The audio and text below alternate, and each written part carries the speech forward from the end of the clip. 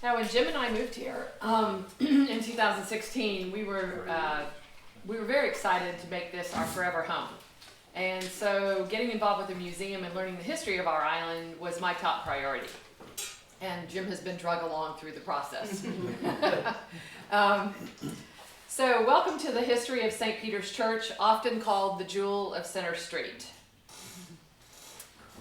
The parish was established June 14, 1858, by the Reverend Owen P. Thackeray, and he was a much-traveled missionary and then rector of Trinity Church in St. Augustine.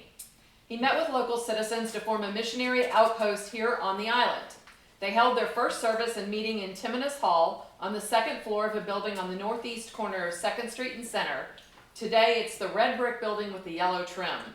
And notable parishioners elected to the vestry at that time were P.M. Nightingale from Dungeness on Cumberland Island, Samuel and James Swan, and you'll hear more about Sam Swan as we go on. They had a house at 214 South 7th Street. Dr. John Lassane of the White House across from our courthouse today on Center Street. It was that day that the name St. Peter's was selected. The Timonus Hall building burned to the ground in March of 1876, a couple years before the city passed the edict that all buildings on Center Street be made of brick instead of course, easily burning wood. Fires often spread from the waterfront, train wheels sparking, etc. And so to protect our town and its businesses, that edict was put in place. So that's why there's a different building there now.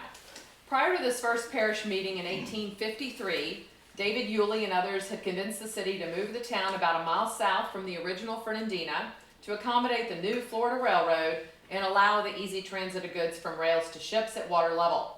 Since at this time, the Florida Railroad offered lots in the new location of Fernandina at low prices, Father Thackeray and his earnest group chose a lot for which they paid $16 a year until they paid off the full $200. Wow. They appointed a building committee which set a budget of $1,500 for a church.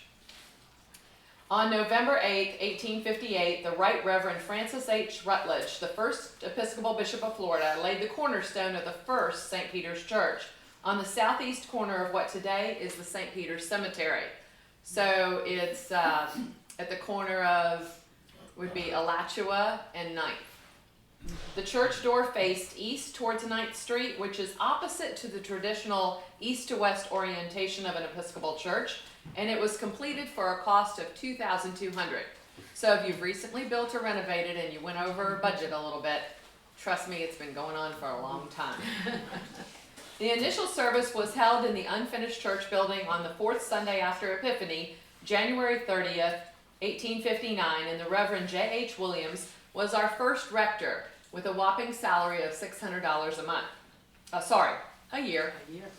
The first marriage in the church was between Samuel Swan and Martha Travers. The first structure was intended to be temporary, later to be used as a Sunday school room, but it was actually used as a house of worship for 107 years, until it was torn down in 1966, and it serviced both white and black Episcopal congregants over that time, except during the Civil War.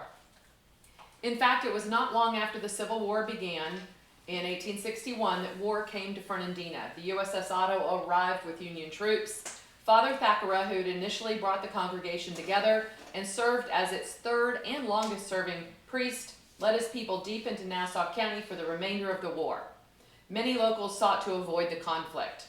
For several years, the church was occupied by the Union Army, who began to use its grounds as a cemetery, beginning with the burial of a 2-year-old boy who was the son of Frederick Grossman, a captain in the U.S. Infantry. So our first a person in the cemetery was actually a little boy. The Freedmen's Bureau later established a school in the building, and at the end of the conflict, when parishioners returned to reclaim their church, it was badly damaged. Reverend Thackeray was quoted, and I'll just let y'all read the quote up there, but basically, it was in pretty sad shape.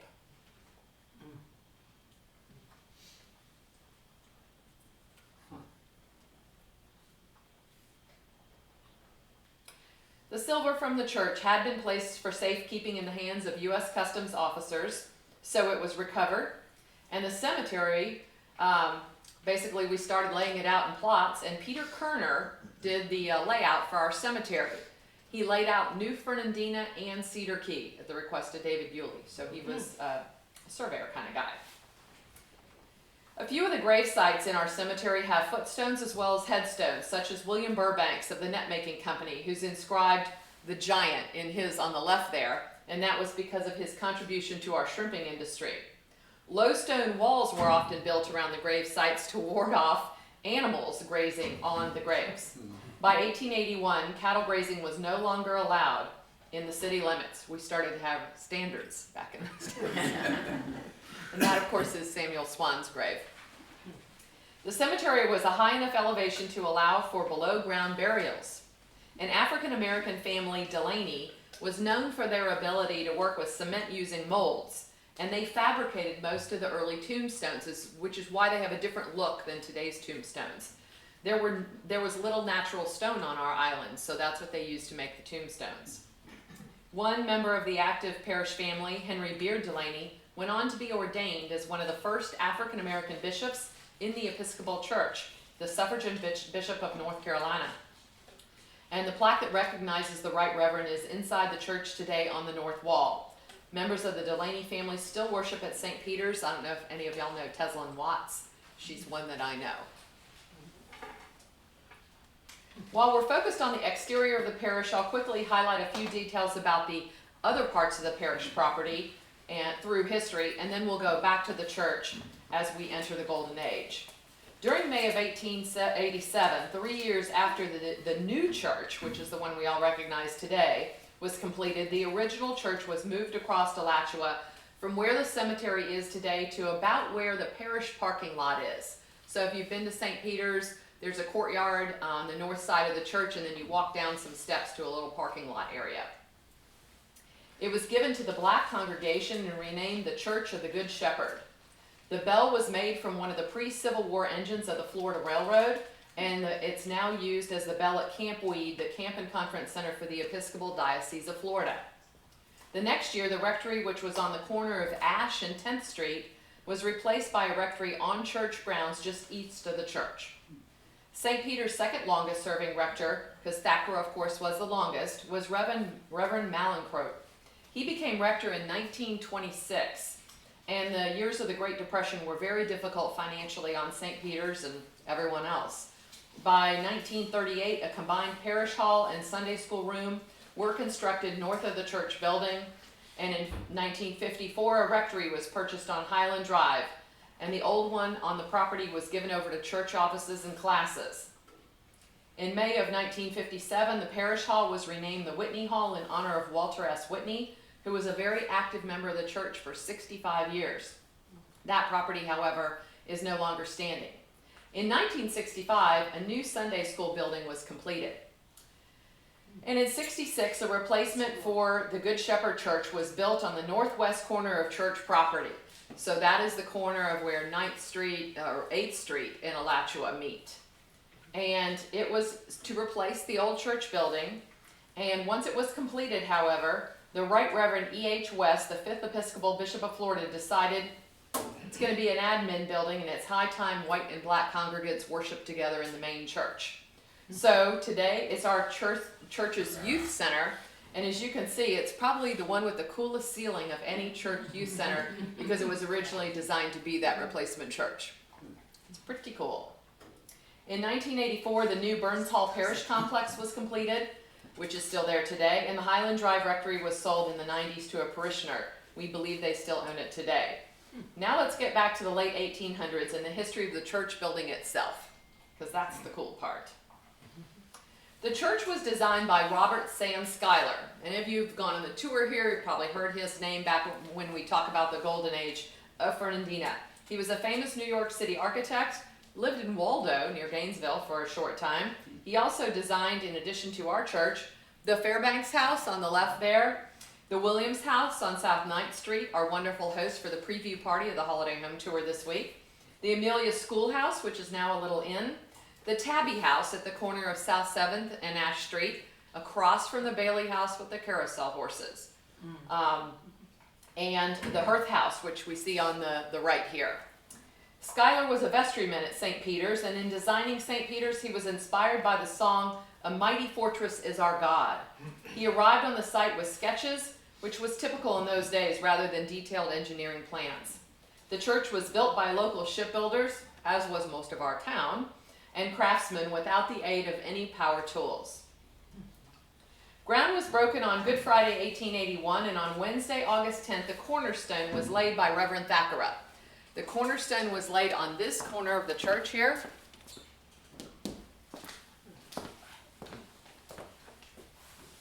And the southwest corner, and it contains a the Book of Common Prayer, a brief history of the parish, an embossed list of the officers of the church at that time, then current church journals and publications, the Florida Times Union, it was then called the Union, local newspapers, and a plan in miniature of the church. The budget for the church was $6,000, but by 1882 it was estimated the total cost would be closer to $15,000. Now that's a healthy overrun. It's a textbook example of Gothic architecture. Note the lancet-shaped arch windows, the steeply pitched roof, buttressed walls, and a tower with a parapet. The outer tabby walls are 18 inches thick. Think of the fort at St. Augustine. The molds for tabby structures were quite thick and very durable. It's 100 feet long and 36 feet high, and it was overlaid with cement, which is why you don't see the little pieces of oyster shells sticking out, and it's not rough to the eye. Tabby is made with melted oyster shells, sand, water, and lime. And usually all the oyster shells do not completely melt. So that's why you get that rough texture like the tabby house. And today you often see in communities, there's a faux stucco that they'll put on that looks like a tabby house to give it that appearance. Tabby's a wonderful building material, impervious to bugs and rot. So our church is sturdy in that respect. The fort in St. Augustine will be there, as well as our church, for quite a long time. The base of our church reaches 6 feet into the ground, and the inner walls were completed just before opening by George Chase. Money for the iron shingled roof was raised by selling pictures of our rector. From good authority, and I'll let you guys decide for yourself, he's on the right there, Thackeray was one of the more homely men in the area, but his pictures sold and the roof was funded. The vestry include notable city fathers such as Samuel Swan, who donated, for example, the building at 313 Center Street. It's white with blue trim or blue awnings. The upstairs was often used by the community for library or dances or public gatherings.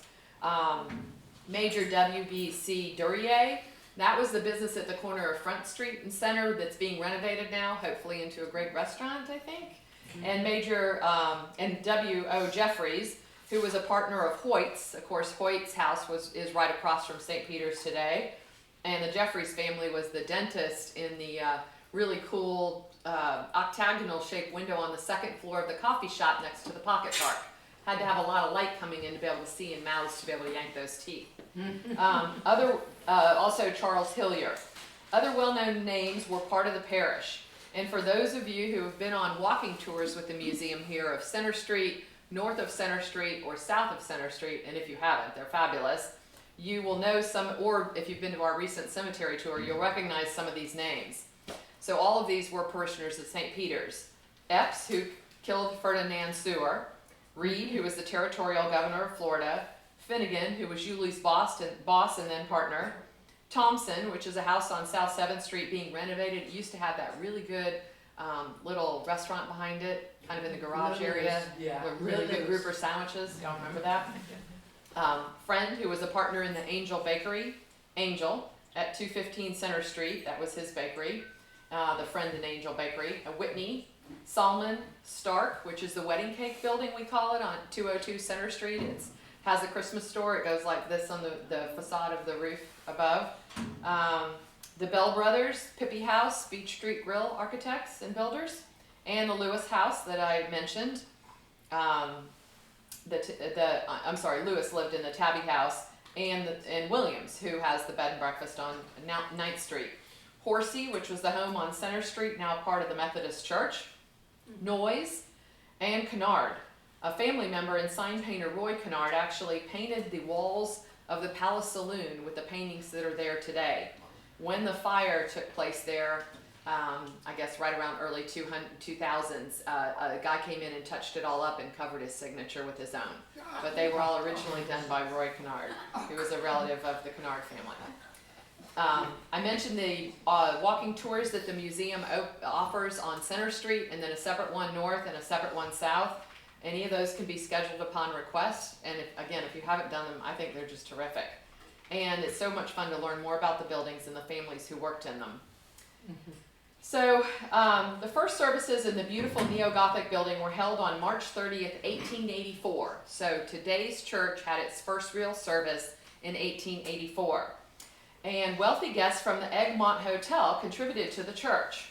They would come in town for long stretches of time to enjoy the weather here. And of course, they wanted to go to church on Sundays, so they went to their respective places. Mrs. H.D. Huntington of Cincinnati donated $1,000 for the chancel windows, which are behind our altar, and we'll talk about those a bit later. 2 weeks later, on Easter, formal opening services were held. A couple of years later, Reverend Thackeray resigned in February because of ill health, and he's buried in St. Peter's Cemetery. That's a picture of his gravesite. Early in the morning of February 24th, 1892, about 8 years after the church was built, much of the new church was destroyed by fire. They believe it was an arsonist who set fire underneath the floors in the northwest corner of the nave, or the main room, and the tower room. The building, which was damaged to the tune of $12,000 but only insured to $8,000, was restored again under Schuyler's direction. He improved the ventilation by adding the chien assis, or sitting dog, windows. He enlarged it. I should have had you pronounce that, since I do about as well as a dog on the French pronunciations. He improved all of the entrances. He enlarged it to make room for an organ, and extended the east end of the church by 7 feet. When he added the eyebrow windows, of course, that also helped a lot with ventilation in the church. He battlement was constructed on top of the tower. So originally the tower was there, but it didn't have the little fancy trimmed battlement. And instead of a more expensive spire, because a donor for the spire never materialized, much to Swan's dismay. And I'll tell you a little later about how he was pressuring his friends for other money for other things, so I guess this one got deprioritized. Now, Schuyler fell from scaffolding during the reconstruction of the church, and it was said that that fall, combined with a prior Civil War wound, shortened his life. He's buried in a simple grave at St. Peter's, and they say, if you seek his memorial, look around you, because our town and its historic buildings are really a testament to his talents. Services were held in the refurbished church on May 7th, 1893, and a new organ was dedicated on November 14th. The expenses associated with the rebuilding were repaid in 8 years, and St. Peter's was formally consecrated on Easter Day 1901 by the Right Reverend E.G. Weed, the 3rd Episcopal Bishop of Florida. Samuel Swan was the only living vestry member from the original group to see the church formally, completely rebuilt and then reconsecrated. The deep tone bell in the tower was given first as a proposed set of many chimes that were going to go into the tower. The first one was installed in 1902, but when money was left by the parishioners, the Finn family, to complete the chimes, it was determined that the weight of all of them together was going to be too much, so we still have just the one. In 1903, electricity was added. In 1946, under Father Malincrot, sidewalks and gutters were added to the church. AC and heating were installed over the next 20 years, and the AC unit originally sat right above the lectern, and we'll get a close look at that in a little while. And I can tell you that being somebody who reads regularly at St. Peter's, I'm so glad that that has changed, because all that cold air would have been coming straight down on me every time I got up to read, and it would freeze whoever was in that spot. Kneelers and carpets were replaced in the 50s, and landscape turned the property into a lovely landmark. When Father Malincrot died in 1960, a local paper stated that he touched the lives of this community as few men have ever done. Now, Episcopal and Catholic churches tend to be built with the altar facing the east and the main door facing the west, so that morning sun comes in the east windows during services and through the west windows at vespers. St. Peter's is oriented that way, so opposite of how the original church was oriented. The gable are often called the rose window over the front door. So this is at the very top up there. You have to forgive the photographer. Isabella was very nice about the photography here, but it's my iPhone, so probably not everything is as beautiful as it could be if you were actually in the church, so I do encourage you to visit. The rose window itself was actually designed by Schuyler himself. The Trinity window, which is the small window or trefoil over the south entrance, so that was one of the entrances I showed you earlier. It's at the southwest corner of the church, closest to the front door, around the corner on the right. And that was actually dedicated for the memory of 3 young men who died in 1883. Willie Jeffries, Palmer Van Giesen, and Frank Pope. It was donated by Mrs. Parks, a visitor from the north. The pews in the church were made of heart pine, designed by Schuyler and built in Gainesville for $6.50 each. And they were added at the end of 1886 or so, early 1887, because parishioners originally just stood or brought their own chairs. So this is why I waited to show you the visual of the Tabby House. If you go in the church and then turn around and look at the front door, you can see the stick-style trim, and doesn't that look familiar? Both Schuyler designs. It's in heart pine in the interior wall of the church, and of course it's the double galleried porch at the Tabby House. The only part of the Tabby House that may not last forever. You may remember the story in the book of Matthew of Jesus walking on water. The main area of the church is called the nave, after the Latin word for ship. And the open timbered ceiling is said to be patterned after an inverted ship's hull. Of course, we also did that in the youth center, so that was apparently our theme. And of course, Fernandina was a town of shipbuilders, so it's very appropriate. So that's what the interior of the roof looks like today. And a primary function of stained glass windows in medieval times was to teach people, because most people couldn't read. So the stories in the windows did the communicating and helped them cement the stories that they wanted to have them remember. There were initially 17 memorial stained glass windows costing $150 to $200 each. And now we have a total of 29 stained glass windows. A few that I'll show you today are of the newer variety, but most of the ones that we'll talk about today are the older ones. The fire of 1892, of course, destroyed the original windows, but they were remade by the same company, the Edward Colgate Company of New York City. Colgate, of course, wanted to charge more. 8 years had gone by, but Swan, ever the shrewd negotiator, said, hey, you've already got the designs, it should be less. So, this is one of the coolest windows, and I tried again and again, and I could not completely capture the beauty of this window because it is truly exceptional. This was actually not made by the same company, Edward Colgate. It was made and remade by the W.J. McPherson Company out of Boston, and that's because the donor for this window was Dr. J. Baxter Upham of Boston, and he commissioned the window. The window was remade for a slightly higher price of $200. He wasn't quite as rigid as Mr. Swan. Swan asked, though, that when they did the remake that they tone the jewel tones down a little bit. And the soft pastel tones that it has give it the look of a Tiffany piece. It's truly one of the most beautiful windows in the church. And for years, everyone thought it really was, but receipts have proven that that's not correct. I wish we could say it was, right? In the 1990s, all of the windows were restored again by generous parishioners. The families who restored them are listed on the plaques in the sills of each window. I encourage you to take a closer look at each of those plaques when you visit St. Peter's, because you'll probably recognize names of maybe your neighbors or friends or other folks you know here in Fernandina. And now let's talk about the windows of the church and pretend we're walking through the front door from 8th Street and we're heading slowly towards the altar. You guys with me? All right. First, we've walked in and we're going to take a hard look to our right-hand side against the front wall of the church. This is the brewer window. It's one of 2 windows featuring St. John in the church. The scene depicts him writing in the book of Revelation while on the island of Patmos. The window was originally given by Mrs. Finn in loving memory of George W. Brewer, and we're not sure whether Mrs. Finn was Brewer's sister or Brewer's daughter. When the church was destroyed in the 1892 fire, Schuyler decreased the length of the window by 18 inches, so it is exactly the same length as the doctor's window that we were just looking at. So of course I did talk about the doctor's window. Again, tried to do a little bit of a close-up here, and it just washes out on the big screen here. But that is the window that the doctor's window essentially memorializes two doctors who died during the 1877 yellow fever epidemic. Now, since before the Civil War and through the 1800s, people would die occasionally of yellow fever, and little bats of it would come and go. But our town had quite a large yellow fever epidemic in 1877. Of the 1,600 residents, 1,100 got yellow fever. But we only lost 94 people, and 2 of them were these doctors.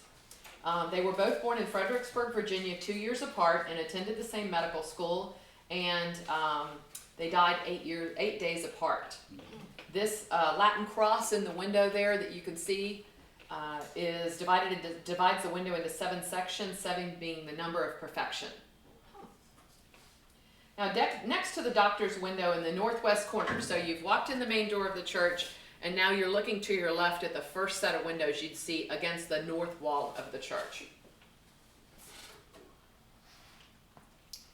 On either side of this large window are 2 marble plaques.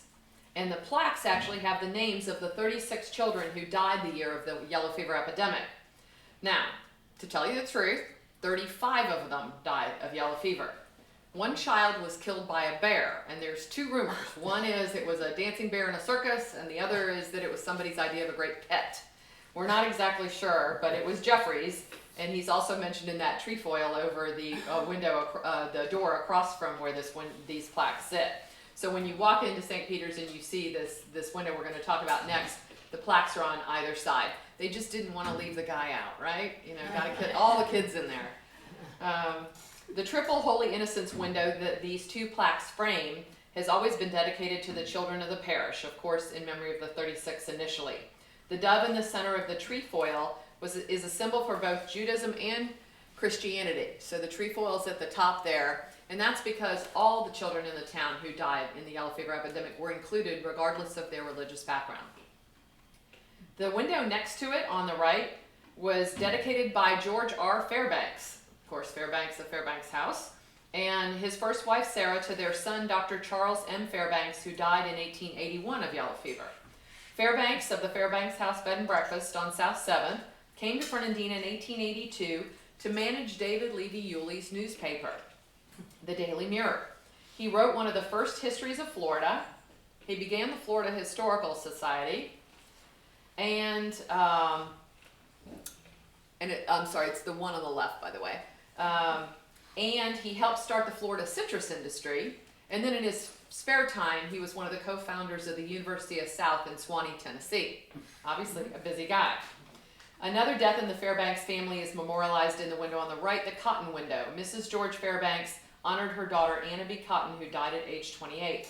Both windows feature a figure writing in an open book, which represents truth and revelation. And to the right of these windows is the Delaney plaque that I showed you earlier.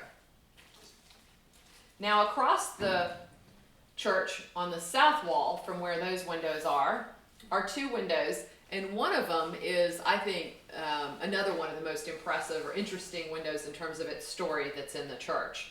So it features the one on the left features the Florence Nightingale of the Confederacy. And her name was Mary Martha Reed. So Mary Martha Reed was the second wife of the 5th Territorial Governor, R.R. Reed, who sat for the bar with David Yulee when Yulee passed the bar and then became an attorney, and then of course became our representative when we were a territory.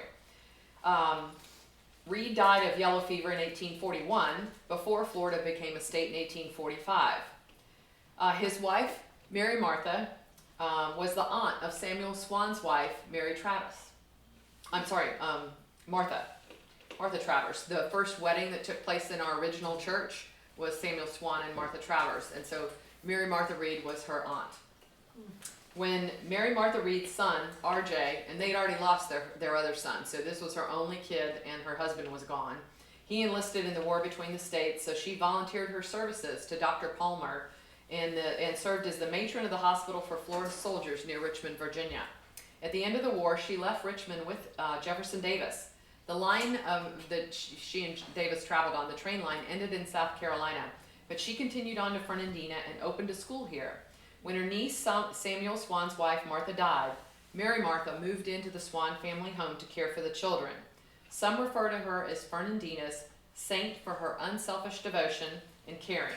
The top of her window it says, "Full of good works," which is right up here, and you'll never be able to read it in that little banner thing there. And it shows a woman tending to an injured person of color. The wreath encircles, so here's the wreath, and a close-up of it over here. You can see D&C, Daughter of the Confederacy, and then the years of the war are here in the ribbon.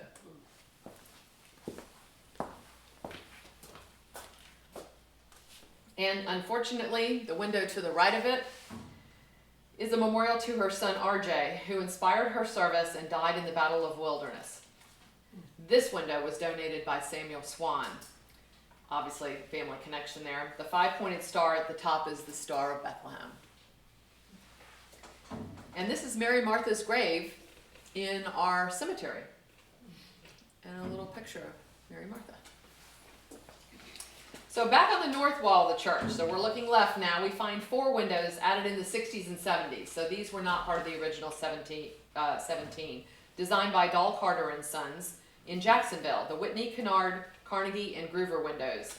The inscription that flows across the middle of the first 2, the Whitney and Kennard windows, reads, "Glory to God on high, and on earth peace and goodwill to men." It's about halfway down right below the figures. The Whitney window was dedicated to Sarah Catherine Whitney and Walker Stillwell Whitney, and the Kennard window was dedicated by the Kennard children in honor of Rebecca Chevs Kennard and Samuel Jefferson Kennard. Now, after the Civil War, Samuel Jefferson Kennard had come to Fernandina to work as an agent for the Florida Railroad. Samuel is the great-great-grandfather of our neighbor until just recently, who moved to the Ocala area, Steve Kennard. Steve and his stepmother, Joanna, donated the library in Burns Hall at St. Peter's to honor Steve's father. And many other Kennard descendants still live on our island today. One, as I mentioned, did the Palace Saloon paintings originally. Over on the south wall, the Tucker window is on the right, filled with symbolism. So it's the right-hand window there. At the top, 5 orbs around the sun and moon symbolize the 5 wounds of Christ, and the banner and staff Christ carries symbolizes he's the Lamb of God in his resurrection and victory over sin and death. The window was dedicated by the children of Eugenia and James Tucker. During the Civil War, Tucker operated steamboats and ran blockades out of Fernandina. And the left window is the John A. Whitney window. The most significant symbol in this window is the Lamb of God reclining on a Bible. The 7 seals, which again, these are things that are hard to see in this, represent the final judgment when Christ returns in glory. John Whitney and his wife Beulah were young when they died, and John's brother Walter was the auditor for the Carnegies on Cumberland Island. John's other brother William owned orange groves in Gainesville, and when a freeze wiped out his crop, Walter got William a job with the Florida Railroad. So now back on the north wall, the Horsey and Carnegie windows. I want to make sure I didn't miss them there. Yeah, okay, I didn't. The Horsey and Carnegie windows are back on the north wall. The Horsey home is now part of the Methodist Church on North 7th Street and Center, the corner there. During the 1950s, a bomb shelter was added by its private owner before it became part of the church. So maybe the only church auxiliary building with a bomb shelter in the area. Now the Horsey window shows the sun's rays, and this is another very pretty one if you see it in person in the church. The sun's rays at the top of that window there. It's spectacular when on a sunny day. God's light and power shining on his people from the top of the window. J.T. Horsey was a druggist and chemist educated in Charleston. He was physician in charge of the Marine Hospital, which was located at 1st and Calhoun Streets back in the day. The window was dedicated by J.T. and his wife Ella to their son, Dr. Charles Horsey. On the Carnegie window, we find a ship, which is often a symbol of the church. Think of Noah's Ark, nave, etc. The figure is St. Peter attempting to walk on water before he starts to doubt Jesus and begins to sink. The Carnegie family often visited Fernandina by boat and while staying on Cumberland Island. The Palace Saloon, of course, catered to the gold braid trade, or the richy rich people like the Carnegies, and Lewis Hirth, its proprietor, bottled his own whiskey under 5 labels. The most expensive was Cumberland, and that's all the Carnegies would ever order. The window is dedicated to many family members: Bertha and Andrew Carnegie, family matriarch Lucy Carnegie, and Jack Rice. On the south wall, going back to the right side of the church as we progress towards the altar, we find the Swan window. And, of course, Swan was a founding father of the golden era of Fernandina, and a plaque dedicated to him is on the wall just to the left of those windows. This is the building that I mentioned that was, the second floor was often used to benefit the community. Samuel dedicated the left window to his wife, Martha R. Swan. Of course, they were the first couple to get married in the original church. It incorporates 3 beautiful symbols of marriage: the dove meaning peace, the white calla lilies meaning marriage, and then the crown and gold crown and red cross meaning reward in heaven. And Martha, of course, was the niece of Mary Martha Reed. As I mentioned earlier, Swan negotiated the cost of the replacement windows after the big fire. And he was very specific that this window, dedicated to his wife, be the best constructed. During the restoration of the windows that we did recently in the 1990s, the window was found to be in the worst shape of the windows. So perhaps the original window maker got the last say in their dealings with Mr. Swan. To the right of the Swan window is the Jeffries window, dedicated to W.O. and wife Mary by their son William O. Jeffries Jr., an influential businessman and original stockholder and founder of the Bank of Fernandina. Now, the Bank of Fernandina was originally in the Duryea building down at the corner of Center and Front Street. And then, of course, it moved to where the Christmas shop is now. The vault's still in the back. He was also a partner in the ship chandlery business with Fred Hoyt of the home, which is now a bed and breakfast right across the street from St. Peter's. The Alpha and Omega on this window are featured on either side of the cross, symbolizing the beginning and the end. Jeffrey Jr.'s son is one of the 3 boys honored in the trefoil above the southwest door, the bear victim. On the north wall, we find the Dodderer window. This was the Dodderer building. Henry Dodder ran a grocery store in this building. I think it's Nut Now or something. And he and Swan were bondholders for the Florida Railroad, and Swan had his office above the store. Henry dedicated this window to his wife Emma. The window incorporates 3 important Christian symbols: the crown, the anchor, and the cross. The Kirchhoff and Groover window to its right was dedicated by Dr. and Mrs. Groover to their parents, and the window is dominated by blue, the symbol for heaven, wisdom, and charity. Dr. Groover, of course, suggested St. Luke, a physician and author, as the subject of the window. One doctor wanted another doctor. So that's the window in blue there. Back on the south wall, to our right, if we were continuing down the aisle, the next 2 windows were dedicated by the Hillier family. They honor a daughter and her mother. They're virtual copies of each other, and the first was given by Mrs. C.B. Hillier honoring her daughter Abigail Avery, and the second by Judge Charles Hillier in memory of his wife Mary. She was choir mistress at St. Peter's in the late 1880s. These windows are wonderful examples showing shapes like those in a kaleidoscope, accented by floral designs. So now, if you're with me in the church, we have completed all of what I'd say the normal stained glass windows, and now we're coming up where you start stepping up towards the altar, so it gets even more interesting. On your right, as you would come up the steps towards the altar, but just behind the pulpit, we're going to take a look at the sacristy windows. Through the door behind the pulpit, which is right over here on your left, there are 2 windows that look like this. This is a close-up so you can see the face of the cherubs. And what's cool about them is they are on, the sacristy room is angled. It's the one that has the battlement above it. So it's got that shape, that neat shape, and in the morning, the left window, or I would say the east window, has light just flooding into it, and the whole room is just bathed in gold. And then in the afternoon, the other window takes over, and the light comes in the other way, and it bathes the room in gold. So it's just a beautiful room, and it's where the Eucharist is prepared, so it doesn't get a lot of foot traffic. They're the same design windows as those that were in All Angels Church in New York City before they were destroyed by fire. Sam Swan was responsible for donating these windows, and the raised depictions of the cherubs are one of the most stunning glass experiences in the church. Each is about 5 inches, so it's about the size of a hand, each little cherub face.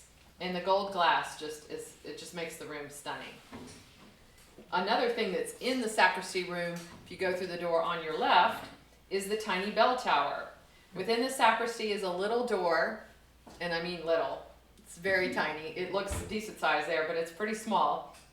A very small stairway up to the bell tower. Remember, just one bell for weight reasons.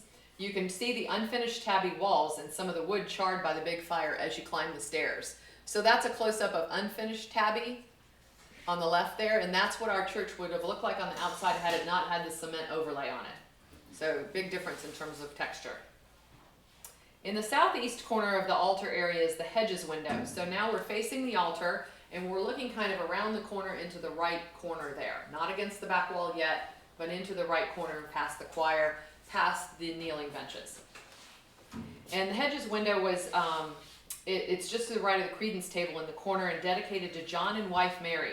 John was senior warden of St. Peter's for many years and the treasurer of the Florida Railroad. St. John is featured in the window. So that's the second location of St. John. The first one was the very first window we talked about in detail after you go in the main door against that front wall there. So if you look at the main door from the outside, it's the one on the right. St. John is featured 2 times in our church. He's featured with the eagle at the bottom that symbolizes St. John, and the windows near the altar because John was the disciple to whom Jesus entrusted his mother Mary.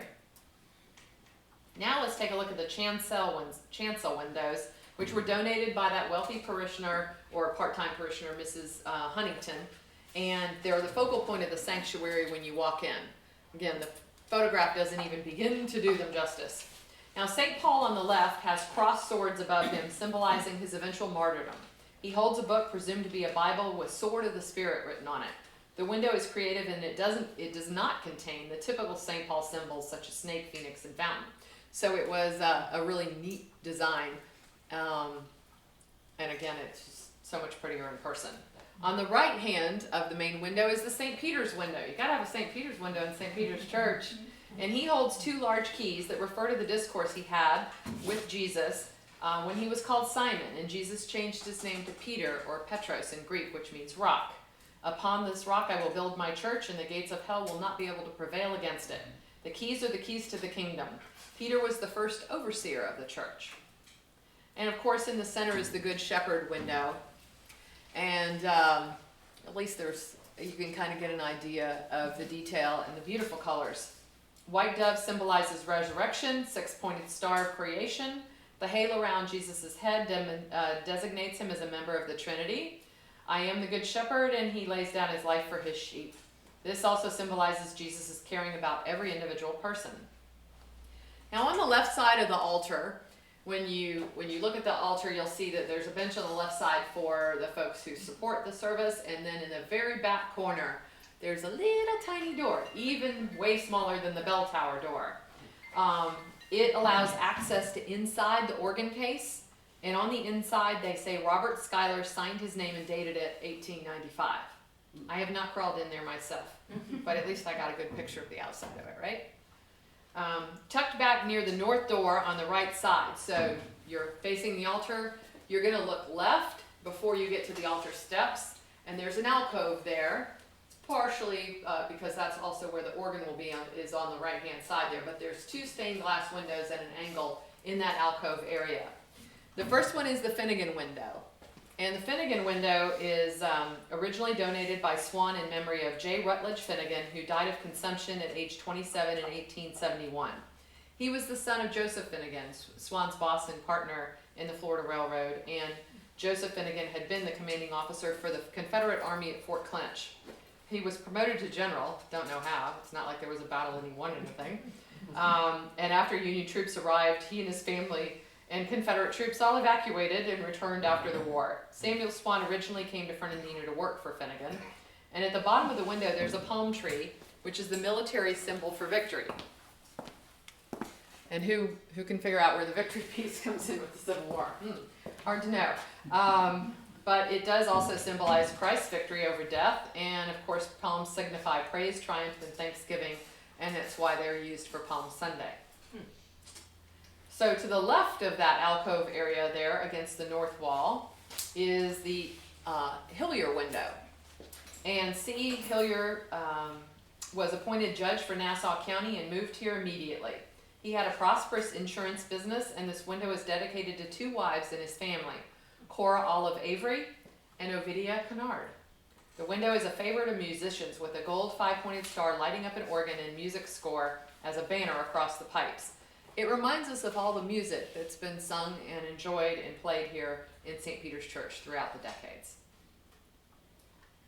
Now this is where we move now towards the pieces in the church that are of note, and these are some of my favorites.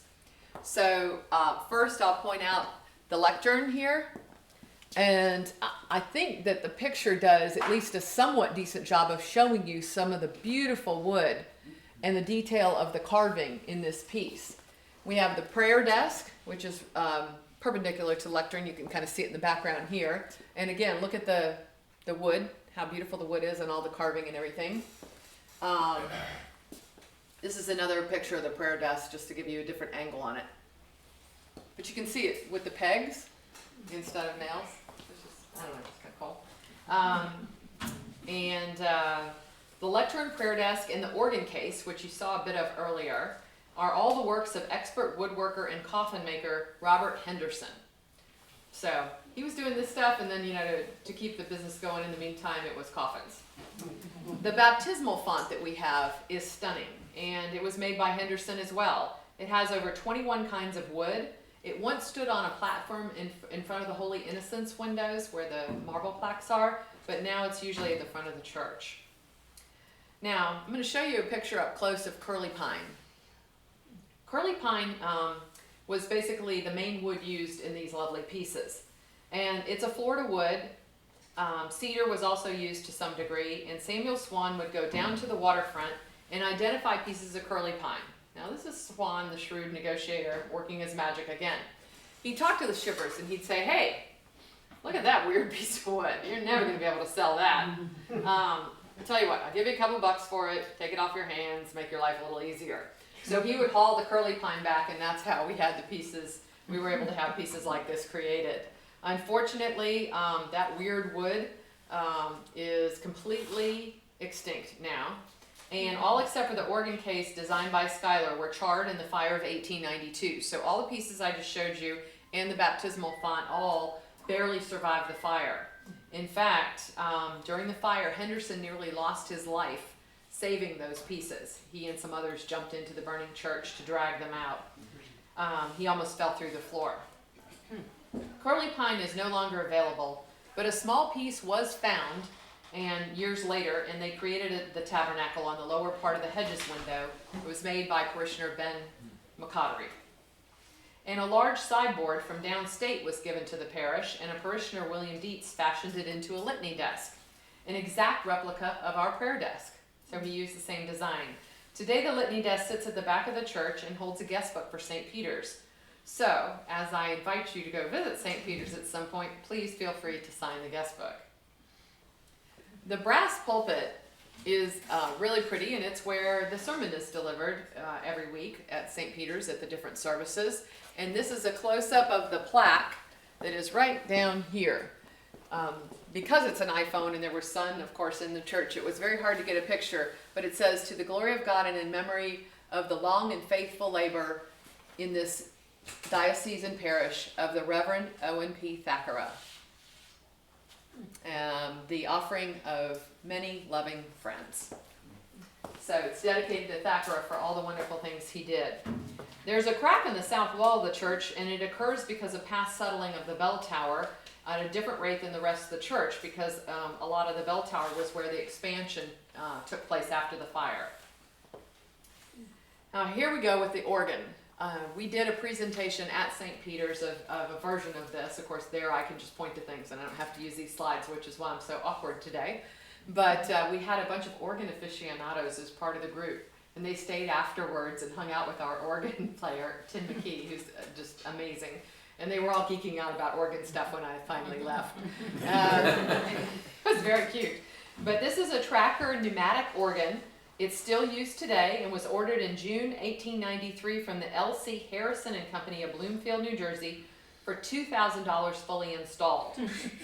And George Pilchers did the installation. Swan wanted this organ, and he paid for half of it and enlisted, some say maybe badgered his friends to pay the other half. Perhaps this is why there was no money left over for the spire that he wanted.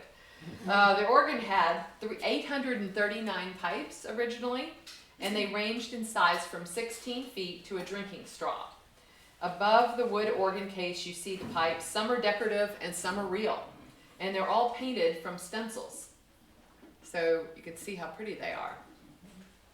The Organ Historical Society describes this organ as a stellar and perhaps singular example of the best organs built at any age in our country. It's one of 2 surviving of this type, and as such has great potential for historic interest. The organ was restored by the church in 1990 at the tune of $90,000, a little more than that, $2,000, and it was fully refurbished within the last 5 years. The tab on that was $250,000. 394 new pipes were added, and now we have 1,233 pipes. It's used regularly at services, and it sounds phenomenal. It's really, really fun. And boy, if you go to Christmas services, just get ready. It's an experience. It's really, really amazing. Now the altar has 2 short columns. These are the short columns here. And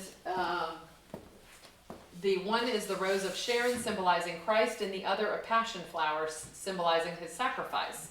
Under the arch, this is another funny part, so you see the arch there. There used to be a white stone Lamb of God, submissive, giving himself as an offering for man's redemption. The lamb was replaced by IHS about 100 years ago because our priest at the time deemed the lamb ugly. He did not like the lamb. And so he said, "Out of here, lamb." So another priest in the Fairbanks family took it to the Fairbanks home in Swanee, Tennessee, and George Fairbanks' great-granddaughter Sarah returned it in the mid-1980s to Father Kelly, who was our parish priest at the time. Kelly did an assessment. Lamb's still ugly. So it was never put back. IHS is a Christogram. It's a combination of letters that represents the holy name Jesus. And the panels on either side, just to the right and left of each of the little columns, are wheat for the body of Christ and vine symbolizing the blood of Christ. In 1962, the historic marker for the church was placed outside on the sidewalk. St. Peter's is on the Historical Building Registry, and measurements were made in 1974 by the Historic American Building Survey out of Washington, and they're recorded in the Library of Congress. Today, the Jewel of Center Street is over 130 years old, still gorgeous, but quite old. It takes a lot of love, care, and attention and funding to maintain it. Those who have gone before us have done their part, and today the foundation of St. Peter's is here to help us maintain this lovely church. If any of you are history buffs or big fans of St. Peter's Church and want to make a donation today, any amount is greatly appreciated, and I have forms here, and I also have, lucky, the stained glass windows of St. Peter's book. Now this book does a much better job of depicting the windows than my sad little iPhone pictures. You can see how vivid the colors are. It's kind of cool. And any donation, if you choose to make one of $50 or more today, and you can do credit card, cash check, whatever, I will give you one of these books as a thank you. And we will also, if we run out of books, I will make sure you get it. We'll mail it to your home or whatever. Most importantly, as a docent here and as somebody who has found the museum volunteerism to be the fundamental first thing I did and the thing that I will always continue, I want to thank the museum for hosting me and St. Peter's Church today. And I want to say that I'm really glad to see all of y'all here because the support to this museum is so important for our community.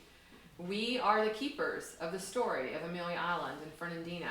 And if we don't keep our museum alive, I'm just not sure what's going to happen to our story. So thank you for joining me today. You are a lovely audience. And if you have any questions, I'll do my best to answer them.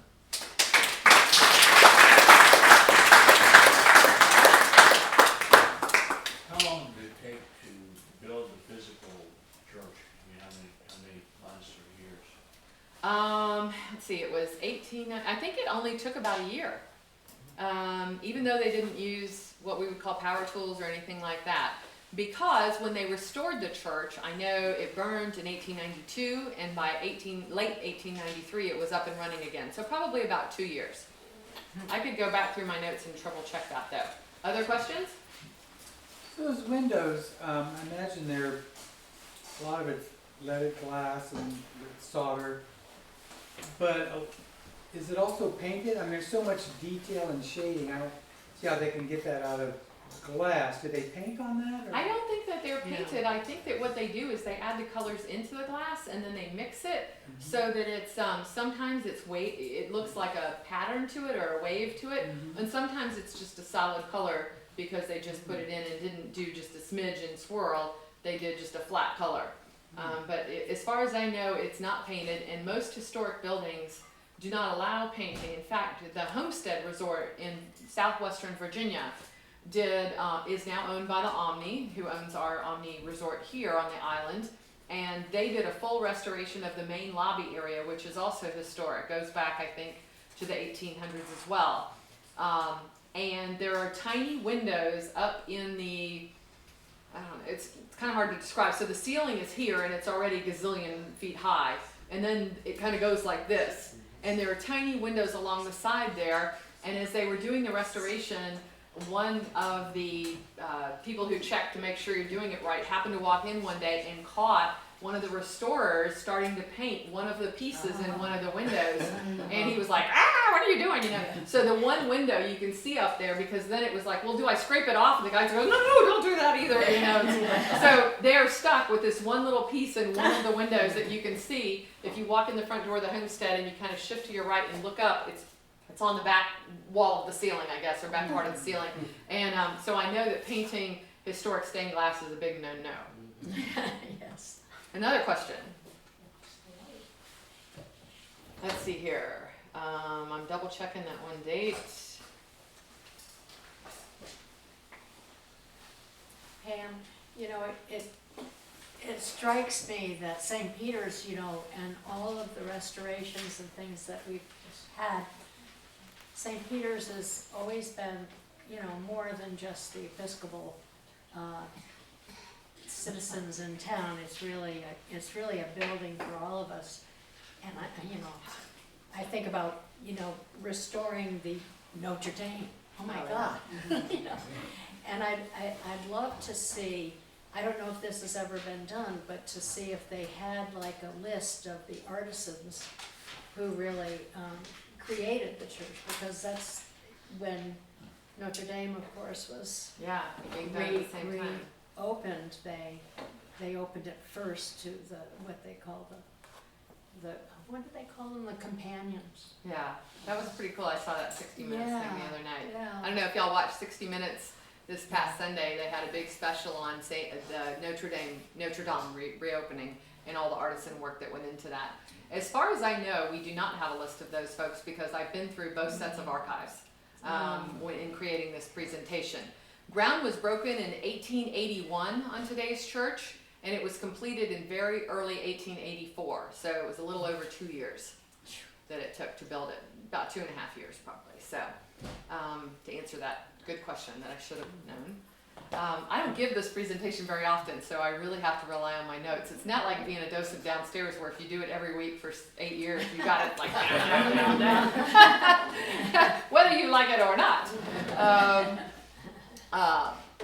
So that's what it looks like when you walk in the church. I don't know if we ever showed that visual earlier in the presentation, but it's quite beautiful. And now, of course, pretty soon it'll be decorated for Christmas, and that's always outstanding. Really, really fun. But yeah, it's I think the neat thing about St. Peter's is that it had a lot of the early citizens here, but also we have other historic churches like the Presbyterian one as well. And I would hope at some point they would put together a similar presentation, because it would be fun to learn more about that. And St. Michael's is also very historic. So I think we've got at least 3 really good historic stories to tell with the churches. Methodist, not quite as old, but still good. Yeah. Has some stories. Oh, you're welcome. Everything for the next presentation. I go to St. Peter's. Stories in the cemetery. The churches seem to have learned a lot over the years. Do they have any specifics about why they think it was that this fire was the result of an arsonist, or? I think it was because of the way that there were 2 flash points or starting points at the exact same time and not necessarily linked to electricity or anything. It was before electricity was installed in the church, so how do you explain a fire in two different spots on the same night? And it wasn't Civil War related, like. It was in 1892, so Yeah. crazy. Who knows, it could have been someone angry at one of the key vestrymen or something, or someone who felt, a million reasons. If they were serving enslaved or formerly enslaved people and white people, there were a lot of people who were against that, and that might have been, and some. That didn't happen until the 1960s, where everyone was combined into the same church. Now, we did have the African Americans practicing at the original church, the Church of the Good Shepherd, which was on the same piece of property, but it was segregated. I don't think that the church could operate outside the Jim Crow laws that were alive and well, unfortunately, in the area. But you're right, that would have been a Thank you. Thank you.